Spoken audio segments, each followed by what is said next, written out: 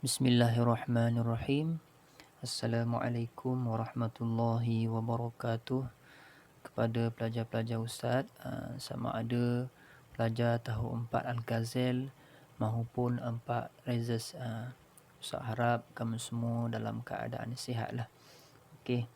Baik, alhamdulillah wassalatu wassalamu ala asyrafil anbiya'i wal mursalin wa ala alihi wa sahbihi ajma'in. Amma ba'd. Okey, pertama sekali syukur kita kepada Allah Subhanahu Wa Taala kerana Allah bagi peluang lagi kepada kita untuk hidup pada hari ini. Allah bagi peluang lagi kepada kita untuk menimba ilmu pada hari ini, sama ada ilmu rohani kita ataupun ilmu jasmani kita, ataupun kita panggil ilmu akhirat kita ataupun ilmu duniawi kita, tak kisah. Semuanya kita diwajibkan untuk menuntut ilmu. Okey, pertama sekali Ustaz nak memohon maaf kepada pelajar-pelajar semua kerana pada pagi ini Ustaz tak dapat buat meet secara bersemuka kerana pada hari ini, pada pagi ini Ustaz perlu menghantar isteri Ustaz pergi ke apa nama ni, tempat cucuk vaksin, PPV kalau kita panggil, pusat pemberian vaksin di Kuala Selangor. Jadi hari ini Ustaz buat rakaman pengajaran sahaja. Jadi Ustaz harap dengan rakaman ni kamu dapatlah ilmu yang Ustaz nak sampaikan pada hari ini. Pembelajaran yang Ustaz nak sampaikan pada hari ini kamu dapat terima dengan baik, insya-Allah. Baik.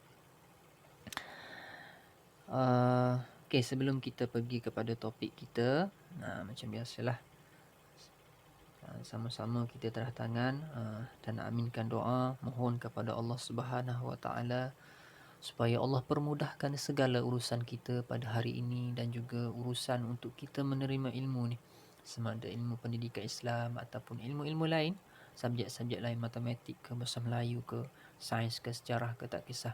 Semuanya Allah permudahkan, insya-Allah. Baik, tadah tangan dan aminkan doa yang akan Ustaz bacakan. Bismillahirrahmanirrahim. Alhamdulillahirabbil alamin. Wassalatu wassalamu ala asyrafil anbiya'i wal mursalin wa ala alihi wa sahbihi ajma'in. Allahumma aftah alaina hikmataka wanshur alaina min khazaini rahmatika ya arhamar rahimin. Allahumma aghnina bil ilmi wa zayyina bil hilmi wa akrimna bit taqwa wa jammilna bil afiyah. Rabbana atina min ladunka rahmah wa hayyi lana min amrina rasyada. Sallallahu ala sayyidina Muhammad wa ala alihi wa sahbihi wa sallam. Walhamdulillahi rabbil alamin. Okey. Topik kita pada hari ini merupakan topik sambungan daripada topik kita minggu lepas lah, iaitulah topik ibadah, mana tajuknya bulan penyucian jiwa ataupun nama lain bagi tajuk kita ialah bulan Ramadan. Yang mana di dalam bulan Ramadan, maklum kita semua, satu ibadah yang sangat istimewa yang tak ada pada bulan-bulan lain, iaitulah ibadah puasa.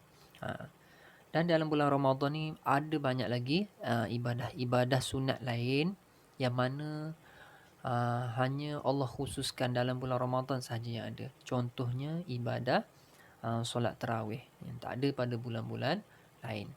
Itu antara keistimewaan bulan yang dinamakan bulan penyucian jiwa ataupun bulan Ramadan Al-Mubarak. Okey. Sebelum kita pergi kepada lebih jauh, terlebih dahulu Ustaz nak jelaskanlah objektif pembelajaran kita pada hari ini, iaitulah yang pertama, menyenaraikan sunat-sunat puasa. Okey, kita nak senaraikan berapa banyak perkara-perkara sunat yang kita boleh lakukan semasa kita melakukan ibadah puasa. Yang kedua, menyebut perkara-perkara yang boleh membatalkan puasa. Apakah benda, apakah perbuatan yang boleh menyebabkan puasa kita itu tidak sah ataupun terbatal. Yang ketiga, menyatakan kepentingan berpuasa Ramadan.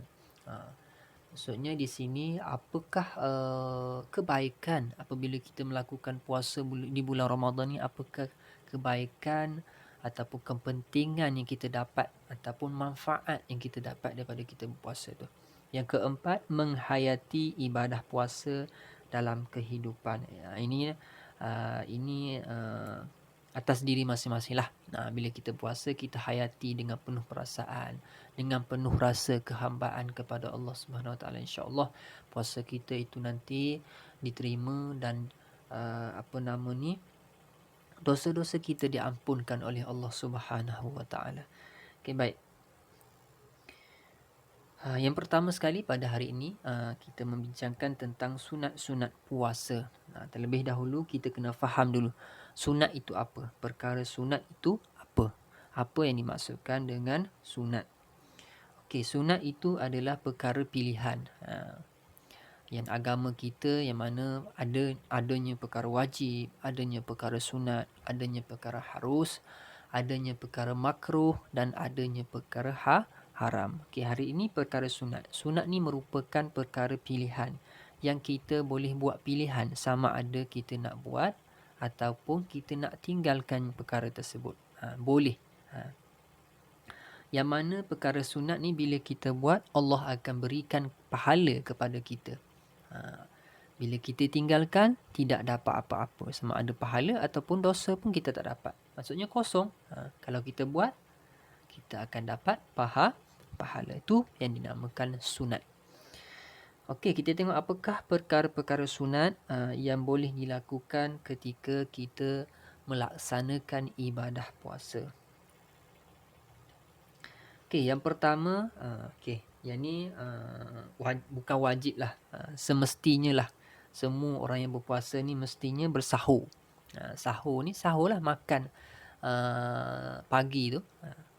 Sebelum azan subuh tu dia panggil makan sahur. Di bulan Ramadan sahaja sahur ni. Okey, bila kita berpuasa sahaja dinamakan sahur. Okey, disunatkan untuk kita melewatkan sahur. Kenapa kita disunatkan untuk kita lewatkan sahur itu? Kenapa? Okey, yang pertamanya mestilah sebabnya sahur ni untuk kita lewatkan supaya contohnya waktu subuh masuk pukul 6. Okey, kita bangun dalam pukul 5, masak-masak, bersedia untuk kita bersahur kan. Dalam 5.30 kita start makan untuk bersahur. Okey, kita berhenti sebelum masuknya waktu subuh. Jadi dah selesai je kita sahur, selesai je kita makan sahur tu, lalu azan je subuh. Kita pun berhenti makan. Bila azan subuh, kita terus bersiap-siap untuk solat subuh. Sebab itulah Allah sunatkan kita untuk lewatkan bersahur ni. Sebab supaya kita terus solat subuh selepas tu. Supaya kita dapat mengawalkan kita punya solat subuh. Ada sesetengah orang ni dia sahur awal lagi dalam pukul 3. Dia tidur lewat kan, dia sahur dalam pukul 3. Lepas tu dia tidur terus. Sehinggalah dia tidak bangun waktu subuh. Itu tidak maulah. Sahur tu bagus dah. Tiba-tiba sampai kepada perkara wajib iaitu melakukan solat subuh, kita tak buat, kita tak bangun. Itu tak nak. Jadi sebabnya adalah sebab kita disunatkan melewatkan sahur adalah untuk kita mempercepatkan kita punya solat subuh lah, solat di awal waktu. Okay, yang kedua, banyakkan amalan sunat. Ini semestinya lah. Bila masuknya bulan Ramadan, bila masuknya berpuasa di bulan Ramadan, ketika kita berpuasa, kita disunatkan banyakkan perkara-perkara yang sunat. Contohnya, yang pertama bertadarus. Bertadarus ni membaca Al-Quran lah sebanyak mungkin. Tak kisahlah 1 helai sehari ke, 2 helai sehari ke, 3 helai sehari, tak kisah. Banyakkan baca Al-Quran. Yang kedua, bersedekah. Bersedekah ni bagi sama ada bagi sedekah dekat masjid ataupun bagi makan dekat orang-orang yang berpuasa, ataupun kita panggil bagi pemberian kepada orang-orang yang tidak berkemampuan. Tu dipanggil sedekah semualah. Yang ketiga beriktikaf. Beriktikaf ni di masjid sajalah bolehnya. Di masjid, surau-surau, madrasah-madrasah, tempat kita, tempat ibadah kita melakukan solat. Tu kita beriktikaf. Disunatkan beriktikaf. Okay, yang keempat, memberi makanan kepada orang berbuka puasa. Ni dia lebih kurang kepada bersedekah lah. Kalau sunat kita boleh buat juga, kita beri makan kepada orang berpuasa. Bukan maksudnya di sini bukan kita bagi makan supaya orang tu tinggalkan puasa, bukan. Maksudnya bila orang tu nak buka puasa waktu maghrib sana, kita bagi makan. Itu dipanggil perkara sunat. Bukannya tengah hari bulan berpuasa kita bagi makan orang yang berpuasa, tu bukan. Tu salah. Tu berlainan lah. Okey. Yang ketiga, perkara sunat ketika berbuka. Apa benda? Yang pertama, cepatkan berbuka. Tadi berbeza kan? Bersahur, Allah suruh lewatkan. Tiba-tiba bila berbuka, Allah suruh cepatkan. Sebab apa? Sebab waktu maghrib ni singkat. Jadi, Allah kata bila masuk je azan maghrib, Allahu Akbar, kita terus berbuka puasa. Lepas selesai saja buka puasa, terus bersiap untuk solat maghrib. Jadi tak perlulah nak lewatkan berbuka puasa. Ustaz rasa jarang sangat orang melewatkan berbuka puasa ni. Sebab apa? Sebab lapar, dahaga kan. Okey. Yang kedua, berdoa sebelum berbuka puasa. Nabi kata doa yang paling mustajab adalah sebelum waktunya berbuka puasa. Maksudnya sejam ke ataupun 30 minit sebelum masuknya waktu maghrib. Itu masa yang sangat sesuai untuk kita berdoa. Mintalah apa pun. Ya Allah, ya Tuhanku, angkatlah penyakit COVID-19 daripada Malaysia ni supaya kami semua boleh hidup seperti biasa, seperti dahulu. Contoh. Itu contoh doa. Jadi masa tu dinamakan tempoh doa yang sangat diterima oleh Allah Subhanahu Wa Taala. Yang ketiga, berbuka dengan kurma. Ni sunatlah. Kita buka dulu dengan buah kurma. Ataupun kita panggil, kalau tak ada buah kurma, kita buka dengan benda-benda yang manis. Contohnya apa? Kuih yang manis ataupun air manis tu. Kita minumlah air manis tu sebelum kita menjamah perkara-perkara lain. Contohnya roti john ke, apa lagi, martabak ke, tak kisahlah. Jadi yang pertama sekali kita makan untuk buka puasa, makan buah kurma ataupun benda-benda yang manis. Okey.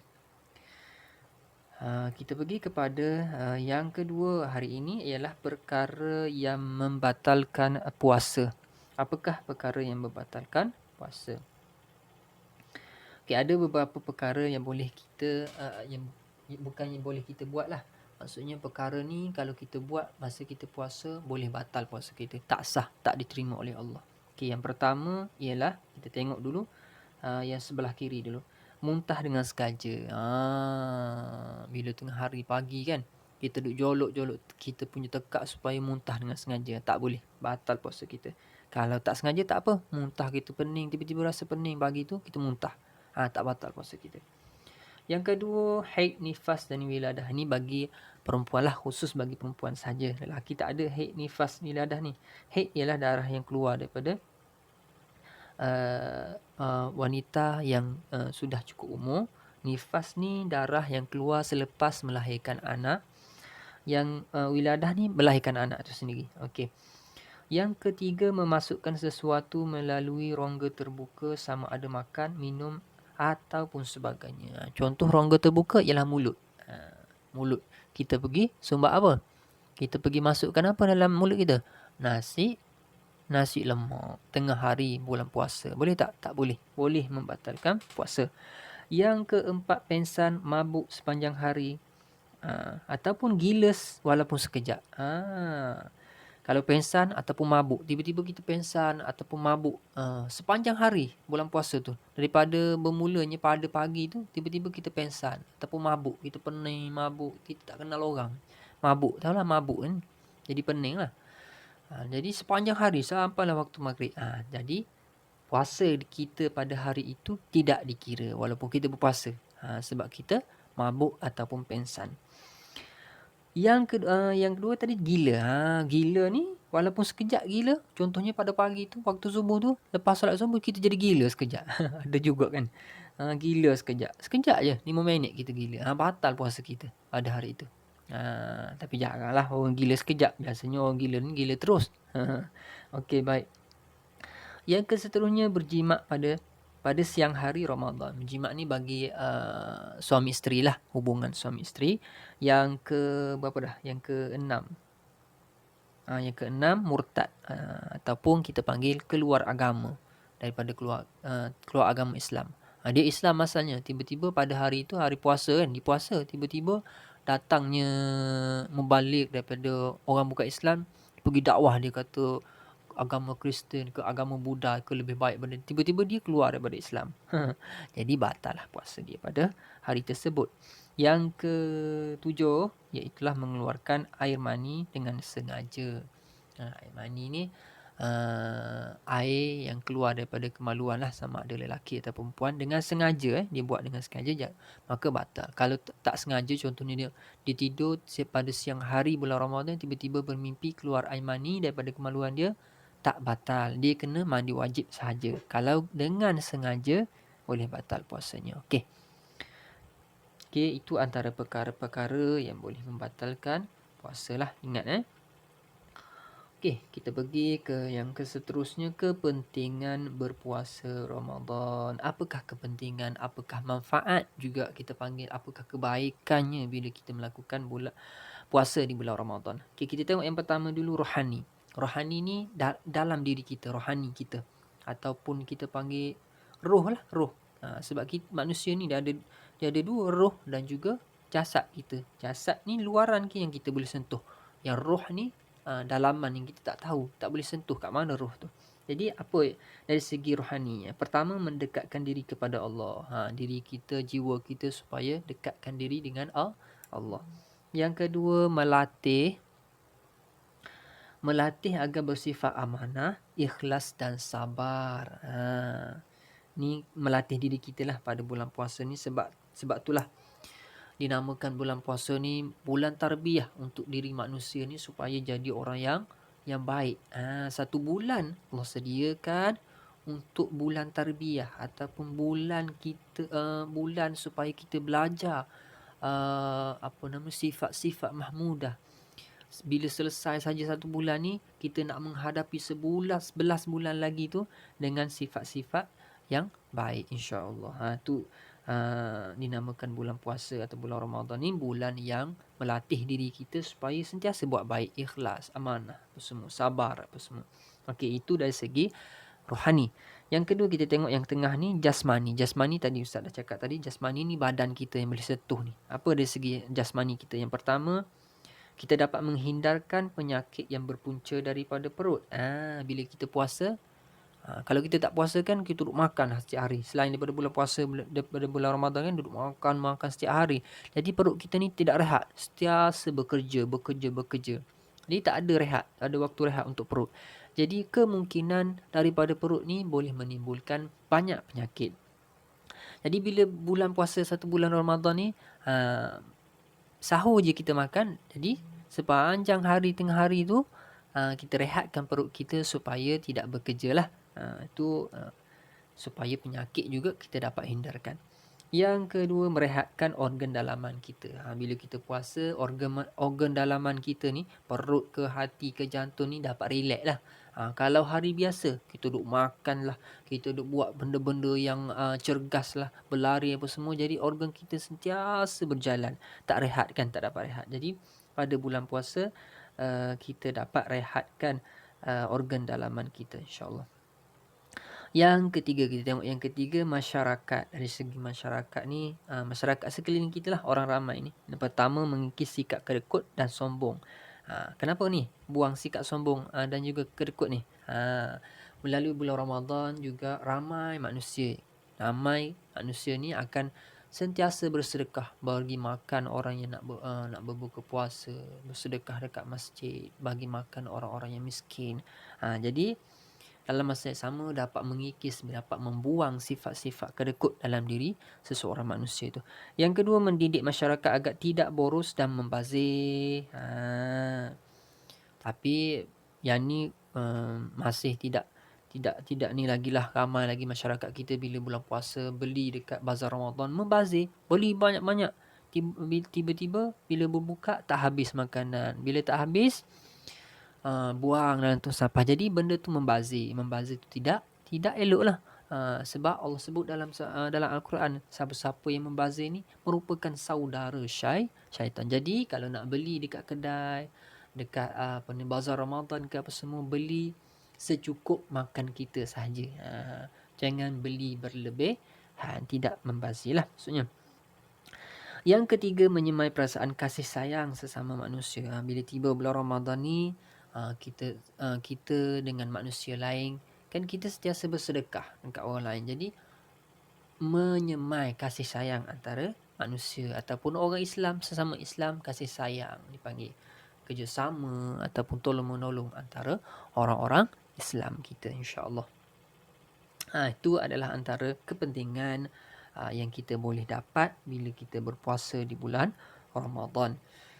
Jadi benda-benda ni semua kita kena buatlah supaya kita dapat kepentingan ni. Dengan kita berpuasa, kita dapat manfaat-manfaat yang kita sebut tadi. Okey, baik. Okey, untuk kesimpulan pada hari ini, bulan Ramadan adalah bulan mendidik manusia, mendidik diri kita lah ke arah yang lebih baik, sama ada dari segi rohani kita, maksudnya jiwa kita lah, dalaman kita ataupun jasmani kita, ke arah yang lebih baik. Kalau rohani ni maksudnya kita jadi orang yang lebih bertanggungjawab kepada perintah Allah, dan yang kalau dari segi jasmani ni, kita menjaga diri kita dari segi kesihatan supaya diri kita ni tak mudah dihinggapi penyakit. Itu adalah kesimpulan untuk tajuk topik kita pada minggu lepas dan minggu ni. Topik yang sama, iaitu penyucian jiwa, bulan penyucian jiwa ataupun bulan Ramadan, yang mana di dalamnya adanya ibadah puasa tu sangat-sangat besar manfaatnya kita berpuasa. Jadi Ustaz harap kamu semua dapat, bila tiba bulan Ramadan, dapat melaksanakan, bukan kamu semualah, kita semua, Ustaz pun sama, kamu semua dapat melaksanakan ibadah puasa dengan sebaiknya, insya-Allah. Baik, untuk hari ini setakat itu saja pembelajaran kita. Jadi Ustaz tinggalkan video ni dengan tugasan yang akan Ustaz berikan pada Google Classroom. Nanti kamu tengok pada Google Classroom, kamu perlu jawab beberapa soalan lah, soalan kuis lah biasa Ustaz berikan, dan dijawab dengan teliti berdasarkan video yang kamu tengok ni, insya-Allah. Kamu jawab dengan berhati-hati, insya-Allah. Okey, baik, Ustaz akhiri pembelajaran kita pada hari ini ataupun kelas kita pada hari ini dengan wabillahi taufiq wal hidayah. Wassalamualaikum warahmatullahi wabarakatuh. Okey. Sebelum tu Ustaz terlupa, untuk kelas tasmik kita pada hari ini mungkin tidak adalah, sebab Ustaz tak pasti Ustaz dapat balik pukul berapa. Selepas Ustaz hantar isteri Ustaz pergi vaksin ni, jauh jugalah daripada rumah Ustaz nak pergi kepada tempat vaksin ni, dalam masa sejam, lebih kurang sejam juga. Jadi Ustaz nak balik ke sini balik, tu makan masa jugalah. Mungkin kelas kelas tasmik kita pada hari ini ditunda pada hari lain lah, ataupun dibatalkan. Okey, boleh faham? Okey, itu saja untuk hari ini. Wallahu a'lam.